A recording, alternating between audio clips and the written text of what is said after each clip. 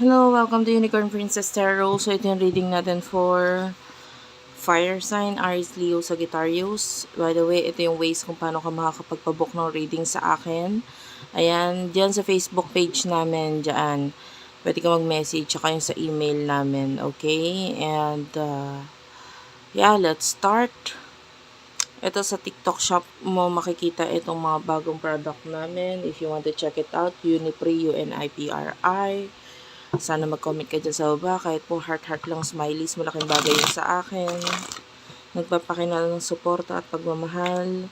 At saka, nakakatulong ka rin in a way na napapaabot mo yung message dun sa mga ibang hindi nakakakita pa ng ating video or hindi pa nakaka-discover sa akin. If you are already a subscriber, thank you very much sa pabalik-balik mo sa akin para kumuha ng guidance. No? Sana nag-guide kita ng maayos. So, let's start. What do we have here for the sign of fire sign? Aries, Leo, and Sagittarius. For the sign of fire sign, Aries, Leo, and Sagittarius. Yan. Last shuffle. By the way, yung mga naka-display dito is protection and luck po ang dala niyan. Yan, may mga lucky coins and may mga herbs din yan. Nagbibigay ng luck. And also, may crystals. So, you might want to check it out. For the sign of fire sign, the tower. So, I can see some kind of ending of a relationship sa'yo, fire sign, no? Na pwedeng, ito, nangyayari na or mangyayari pa lang. So, be mindful of that, no? Nakita tayo ng ending of a relationship. Nakita tayo ng pag-aaway. Ayan. Dahil maaaring meron yung feeling na parang natatrap na sa relasyon, sa connection. Parang itong relasyon na to, hindi na ako nagkakaroon ng freedom. So, might be, kaya naiisipan na magkaroon ng ending or kaya nangyari itong ending na to is that nakakaramdam na ng parang toxic or feeling na I'm being manipulated, I'm being lagi na lang ikaw ang nasusunod or ikaw ang parang ganun.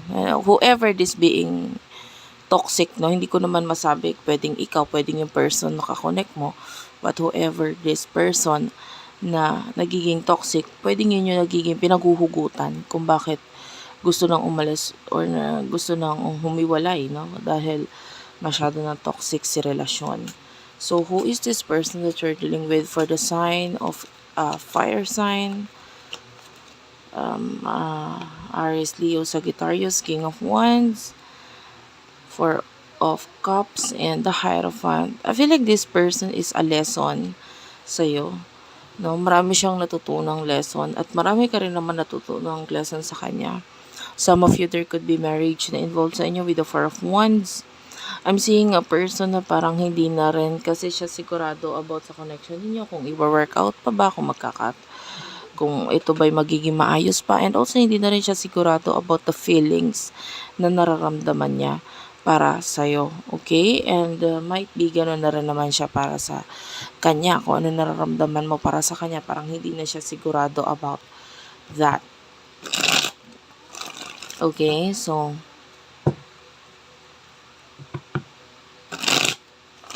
ano yung emosyon ninyo sa isa't isa ng person na ito?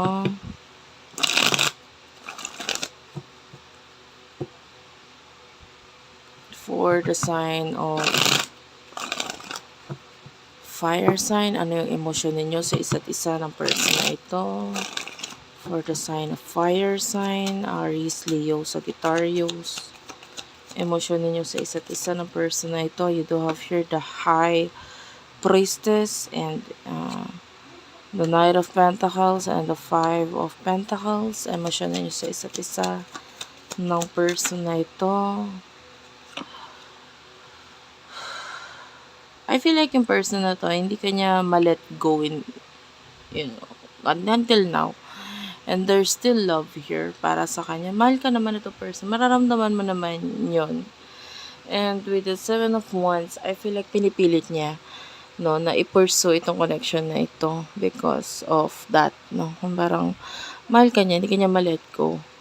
No, napagod lang din. And the High Priestess, nakikita natin that you are focusing on yourself and might be hindi ka satisfied because this person, hindi niya kayang i-provide sa'yo yung mga bagay na gusto mo. Like, yung iba financially, hindi ka happy dito sa person na to. And then might be that is one of the case na nagiging dahilan sa ngayon, no, with the Nine of Pentacles. Yung iba sasabihin, hindi naman, it's not all about money. But some of you, no, yung iba sa inyo, it's about the money. Sabihin na natin gano'n. Dahil, yung person na to could be focusing on love, tapos ikaw could be focusing on money. You know, you want a relationship. I mean, nowadays, hindi naman kasi pwedeng puro pagmamahal na lang. 'Di ba? Hindi naman na kasi mapapakain tayo ng love. 'Di ba? Dapat may direction din pagdating sa usaping pera. No, dapat may growth din pagdating doon kasi hindi ka magiging masaya nowadays, no. Kung dati sabihin nila hindi ka naman mapapasaya ng pera. Oo nga, pero hindi ka rin magiging masaya kung wala kang pera. So I feel like that is one of the reason na nagiging dahilan for you, no, na you want to be successful. You want this person. Oo nga, nandiyan siya as a supporter, andyan siya as very sabihin na nating andyan siya for whatever kind of things na kailangan mo. Pag kailangan mo ng ganito, nandiyan naman siya, can give you that. But it's not enough para sa'yo. So, what is the future for the both of you?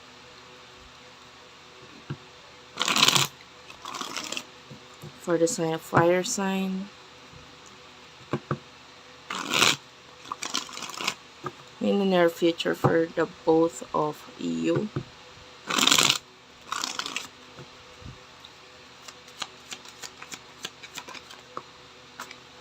Okay, I'm seeing you being successful, pero marami talaga magagalit sa'yo. You have a lot of achievements. Kasama yan, especially if you do have business. Kasama yun, hindi pwedeng magnenegosyo ka na wala kang katunggali or wala kang kalaban sa negosyo na that will eventually resurface or pwedeng nandyan na nga sa buhay mo ngayon, no? Na one of the reason kung bakit nagkakaroon ka ng mga challenges ngayon, especially if you're a business person, kaya nagkakaroon ng challenges kasi may mga kalaban, may mga kaaway, diba?